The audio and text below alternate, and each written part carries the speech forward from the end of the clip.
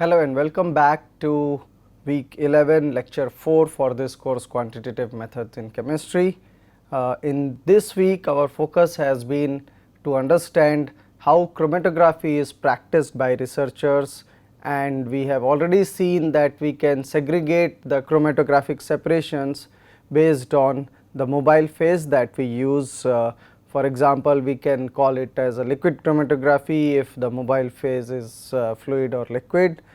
Similarly, in gas chromatography, we saw that we use carrier gases, typically helium or nitrogen, to move our analyte through the column of the gas chromatography.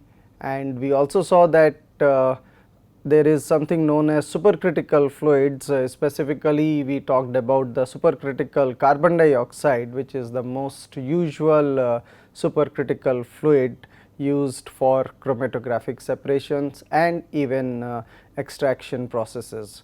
So, we figured out that some of these chromatographic techniques are necessitated because we want to isolate our analyte in highly pure form, and some of this will be mandated also by the regulatory agencies. For example, when we are making a new drug entity, we are required to give the highest purity compound for testing, and moreover we also need to identify all the impurities that may be present in our drug entity.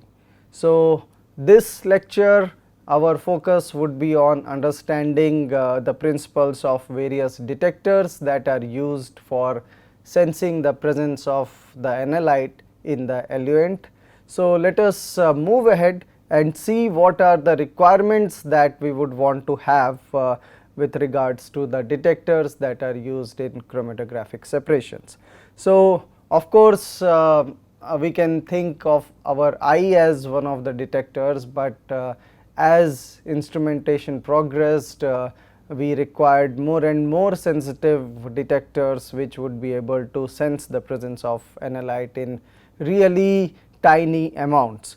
So, the first requirement for any detector will be high sensitivity to the presence of analyte, so that we will be able to detect really minute quantities of analyte that is eluting out of chromatographic separations. This becomes especially important when our chromatography is what is known as an analytical chromatography, where we simply need to analyze the presence of the analyte. A contrasting protocol is when we do what is known as a preparative chromatography, where the idea is to isolate the analyte in good enough amounts so that further investigations can be undertaken. So, coming back to detectors, we would want our detectors to be able to detect nanogram or even picogram of the analyte that is coming out of the chromatographic column. Of course, in some applications we also require the detector to be selective, and indeed there are certain detectors that respond to certain unique properties of the analyte, and these, for example, include what are known as the electron capture detectors and the fluorescence detectors. So, these detectors allow selective detection of a particular analyte over many others. For example, fluorescence detector will only respond to molecules or compounds that emit photons and not to other analytes that are coming out of the chromatographic column. Definitely one major requirement for a good detector is that it should have a high signal to noise ratio. That means when the analyte is coming into the flow cell where the detector is detecting its presence, it should be able to identify it very clearly.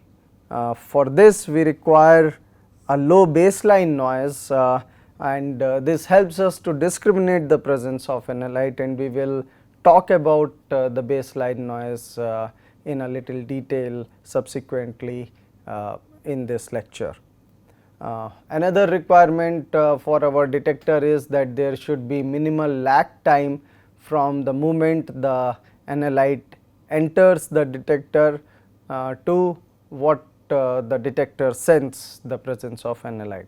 So, we require a very fast response from our detector, and this is especially needed if we are doing what is known as the online or real time detection of the analyte during the chromatographic separations.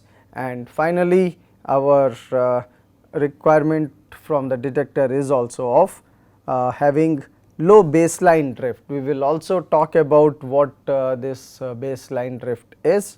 So, let us move ahead and see what are the points that we need to consider with regards to the detectors. I already told you that we need to have a high signal to the noise ratio, and typically the minimal signal that you can detect with good confidence is what is known as the 3 sigma value of the signal, and the sigma here corresponds to the noise that is inherent in a detector even in the absence of the analyte. So, as we can see that this noise is actually fluctuation in the detector response even in the absence of analyte, and this fluctuation is characterized in terms of sigma. So, sigma characterize the fluctuations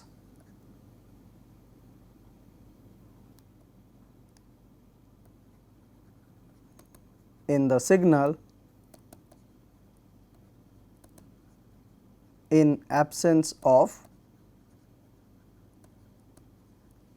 any analyte. And what we want is that whenever analyte comes in contact with the detector or is detected, the signal that it will generate should be at least 3 times this typical fluctuation in the noise that is observed in the detector. And the drift of baseline with time is another important criteria. What happens is that when the detector is kept on for long time, there would of course be the baseline noise that will be generated from the detector, but more importantly this baseline noise can undergo a significant change during the course of time. For example, this is a time period of say about half hour or 1 hour, and during this course of time we already see that there is a significant change in the baseline of the detector with time. So, this results in profiles of chromatographs which are not very horizontal. So, instead of getting a profile like this, what we would want, we will start getting profiles like something like this, and this obviously requires further manipulation or analysis of the data to derive useful information from this. So, just to rephrase, this is the profile that we get in presence of baseline drift, and an ideal case scenario is when we have a stable baseline, so that the analyte generates a very clear response. We have already in one of the classes discussed about the concept of response factor, which is nothing but the area under the peak divided by the concentration of the analyte that is coming out, and this response factor can indeed be different for different analytes, and this needs to be kept in mind. Now, another very important point that needs to be kept in mind when using detectors that respond to light radiation or electromagnetic radiation are the spectral sensitivity of the detectors. Now, the photons of different wavelength will have different response on the detector, and the detector may be more sensitive to the photons of a particular energy or wavelength, and this point or this aspect needs to be kept in mind, and a normalization of the detector needs to be done when using the detector for real life applications. Two other major points that we need to remember are what are known as the dynamic linear range as well as the response time of our detector. Now, dynamic linear range is effectively the concentration range of the analyte where the signal is linearly changing with the change of the concentration of the analyte. So, what is definitely observed for most of the detectors is that in the very low concentration regime,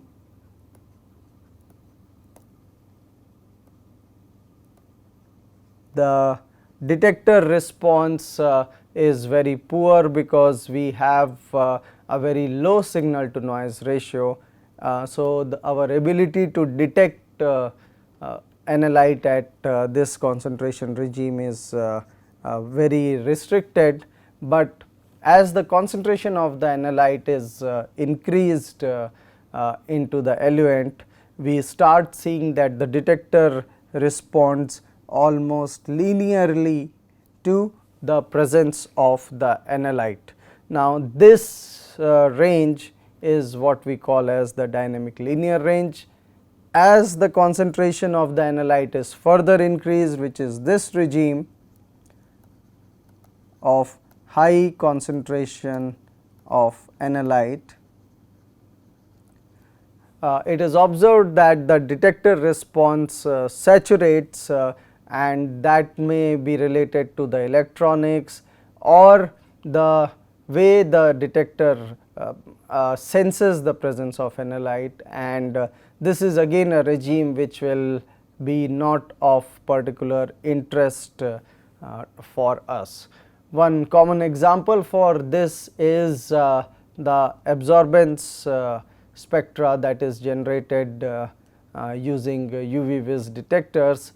So, what has been observed or what one can remember as a empirical rule of thumb is that analytes that give absorbance values of greater than 1 will not follow the Beer-Lambert's law, which indicates that the absorbance of analyte is proportional to its concentration.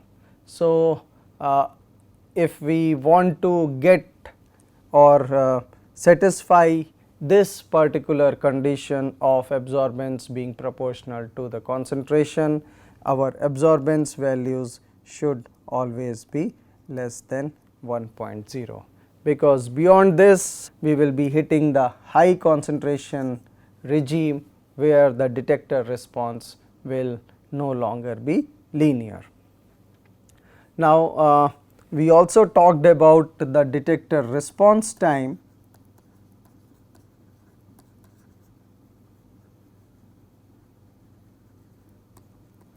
So, this is nothing but how the signal that is being generated at the detector changes with change of time.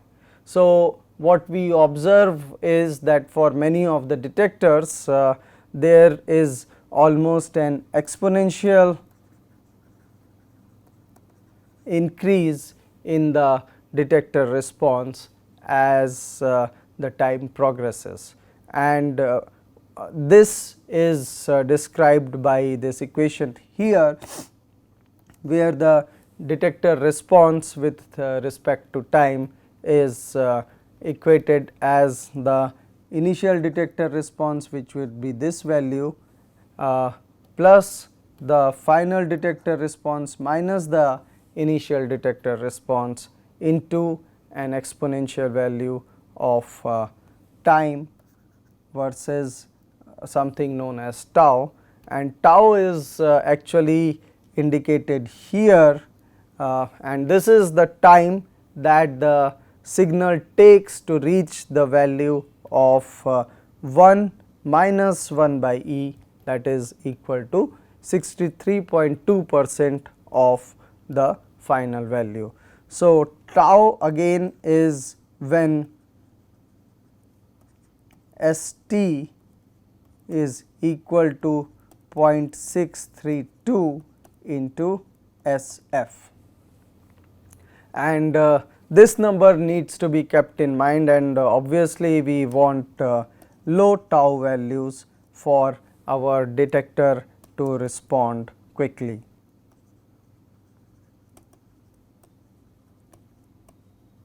So, a low tau value will imply rapid detector response, which is a favorable characteristic that we are seeking in our detectors.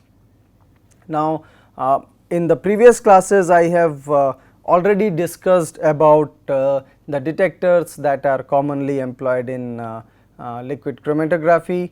We discussed about the UV vis detectors. We have also indicated that fluorescence detectors can be used, and the other detector that is often used is the refractive index detector, which is also called as the differential refractometer. Now, what does this indicate is that it is trying to plot the difference in the refractive indices of the reference and the sample. So, we have cells through which an incident beam is being passed, and these cells are filled either with the reference, which is simply our mobile phase,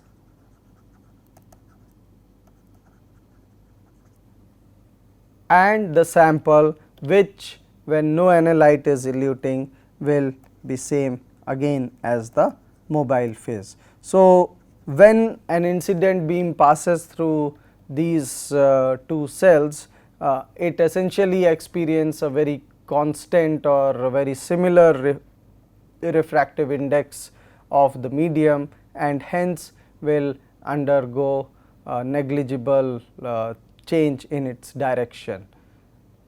On the contrary, when eluent contains the analyte, the situation is indicated here in the second case, where the analyte is present.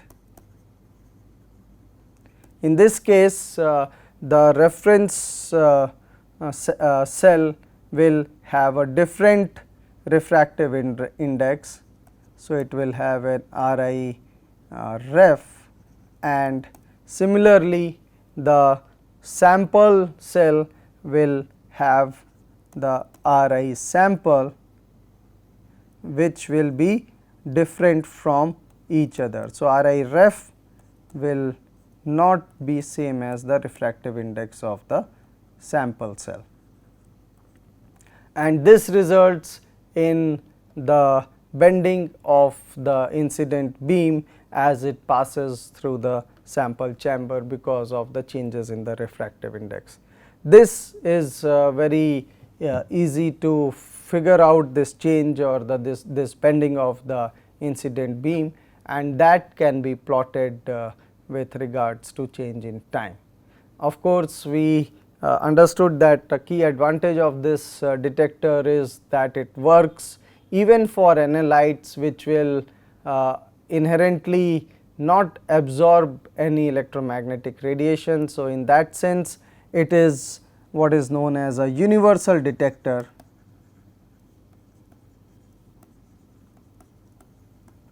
but its response or sensitivity is poor. So, it can detect materials only or analytes only in micromolar concentration range.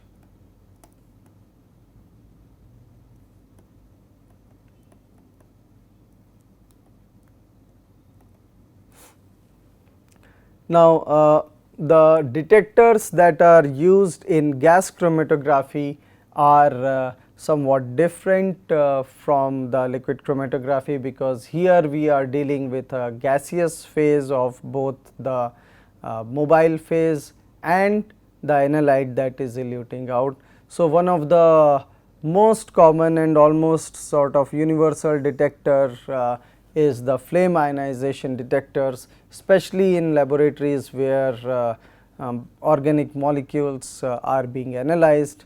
And we have already seen that gas chromatography is indeed most suited for low molecular weight organic molecules or biological metabolites. So, what we have here is in the flame ionization detector, there is a high temperature flame that pyrolyzes the analyte molecules that are eluting out of the column. So, if we have the eluent from the column going into the detector, we also mix some hydrogen gas with this eluent and we burn this mixture in a chamber which is now resulting in generation of certain ions. So, we use a hydrogen flame because of the high temperatures that we can use with it, and for that we have this oxygen inlet valve as well. So, hydrogen and oxygen are mixed in this chamber and a hydrogen flame is generated which burns out the analyte that is eluting out, and this generates an ion current, and this current resulting from the pyrolysis of the analyte is used as the signal. So, for that the simple way it is done is that we have an ion collector which is a sort of a cylindrical electrode which is appropriately biased, and this collects the ions that are being generated from the pyrolysis of our material or our analyte. So, this detector of course is considered to be universal in sense that it is able to detect the presence of all types of organic compounds. It of course will not work for analytes that do not undergo burning, for example water vapor or even hydrogen sulfide will not be detected, or carbon dioxide, carbon monoxide. Rather, the detector does not respond well to the presence of these analytes. However, for organic compounds which undergo rapid burning, especially in the high temperature flame of hydrogen, it is very straightforward to generate an ion current. So, because we are generating an ion current, the detection of current is very sensitive, and as a result the sensitivity of this detector can go up to nanogram levels or part per billion levels, and it also has an advantageous point that it has a very large linear dynamic range. So, a very wide ranges of concentration of the analyte can be detected with the help of this detector, and it is also less prone to contamination because essentially we are burning out everything. So, it is only producing gaseous exhaust which results in low contamination of the detector. However, the key disadvantages with regards to this detector is that it cannot be used with supercritical fluid chromatography in which we have added organic additives to increase the polarity of the mobile phase. In the previous lecture, we noticed or we learned that sometimes we add organic additives such as methanol and acetonitrile to our supercritical carbon dioxide to increase its polarity. However, if we add these additives, the use of flame ionization detector cannot be employed. Now, another key disadvantage with regards to this detector is that it is a destructive detector, and what this means is that we are essentially burning out the analyte that is coming out of the gas chromatography, and we will not be able to collect or isolate the analyte if we are detecting its presence through flame ionization detector, and everything gets burnt out in this detector. So, what solution people came out was a thermal conductivity detector.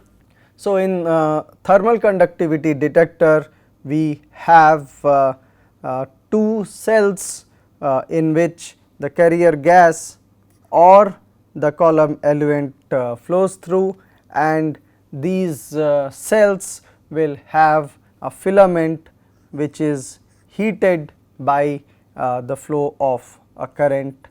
And another aspect that controls the temperature of this filament is that the filament is being cooled by the flow of the gas which is passing through the thermal conductivity detector cells. And the column eluent which contains analyte will result in a different cooling efficiency, and this may require altering the current that is flowing through the filament to maintain its temperature. So, the idea here is that we maintain the temperature of these two filaments. So, these are our filaments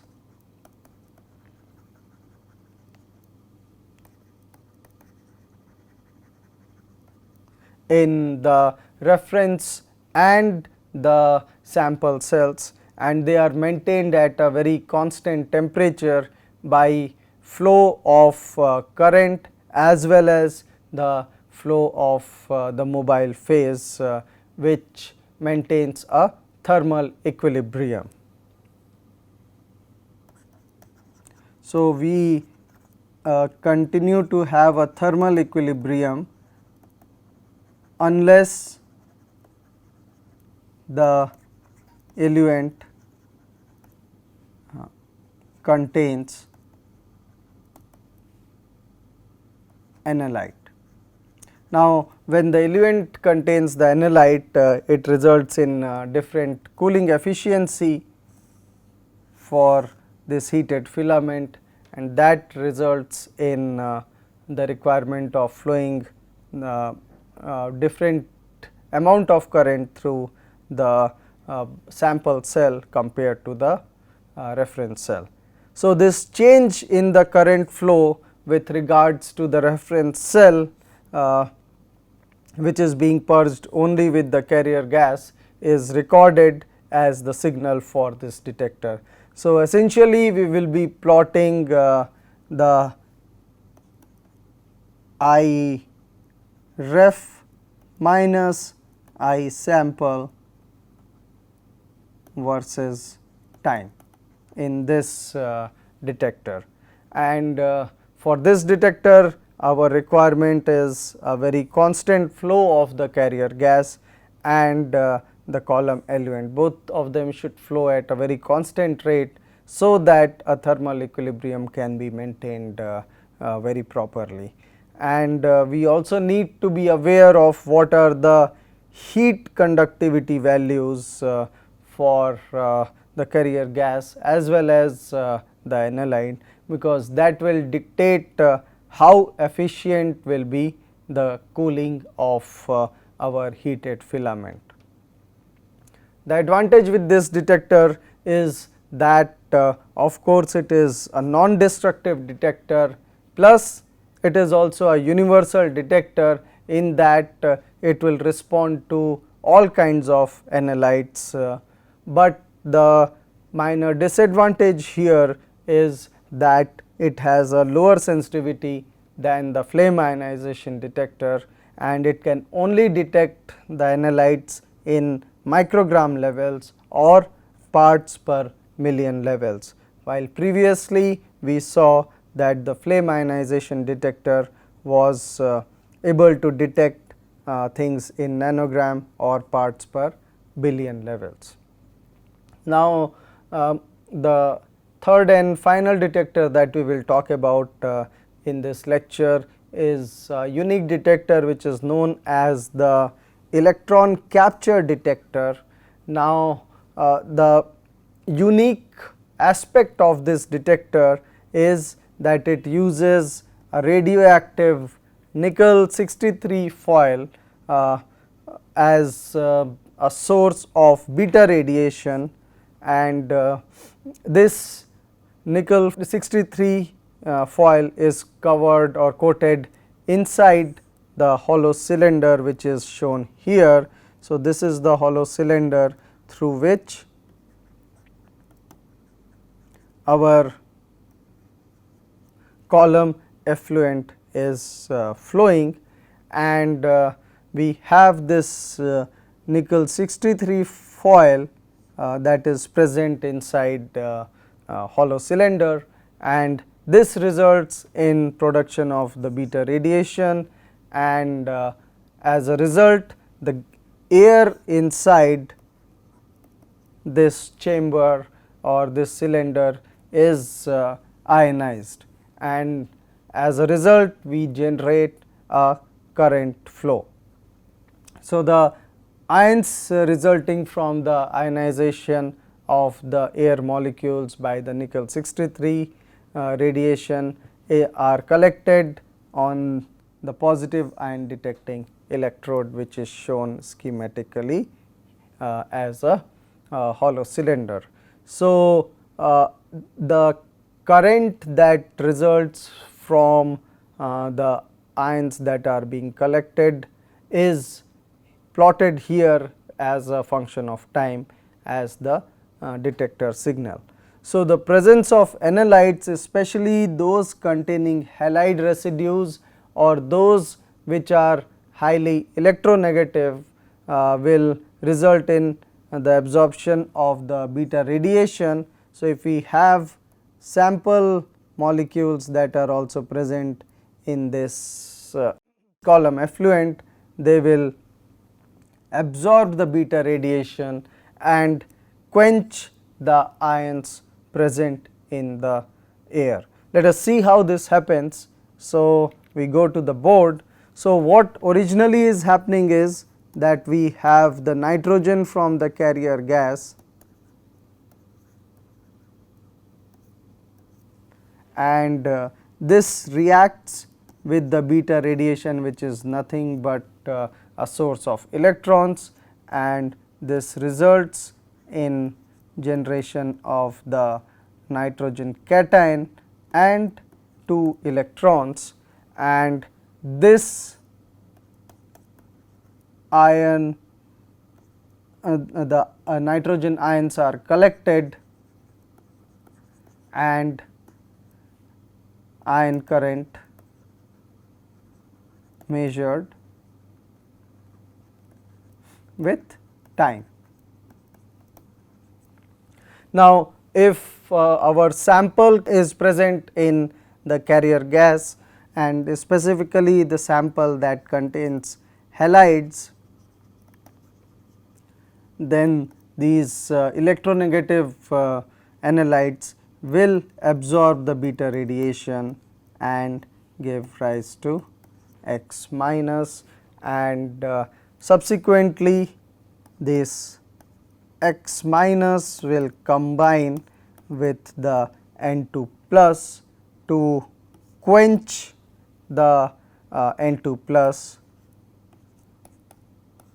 and regenerate the analyte. And what that results in is that in presence of the analyte, we get decrease in the positive ion current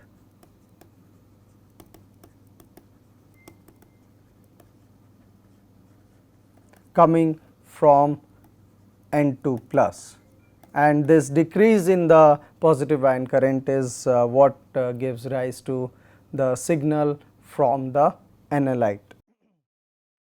So, what I have written here is that the decrease in the baseline signal or the baseline ion current is indicative of the increased presence of the analyte containing halide residues. So, the key advantage of this detector is that it is amongst the most sensitive detectors that are available to us, and it can easily detect picogram or parts per trillion presence of the analytes. And the minor disadvantage with regards to this detector is that it is very selective for halide containing organics, but is also sensitive to the presence of moisture, because moisture can also absorb this beta radiation and result in reduction of the ion current signal. So, the column effluent that needs to pass through is to be of a very dry nature. So, it needs to be devoid of any moisture so as to get the maximum possible detection. So, I hope that this lecture would have given you a good basis of understanding how different detectors work in the chromatographic systems, and the choice of the detector will depend upon the properties of the analyte and the response of the detector to the change in the properties of the analyte vis-a-vis the properties of the carrier gas. So, this brings us to the end of this week's lecture, and we have covered the practical aspects of chromatographic separations this week. Thank you.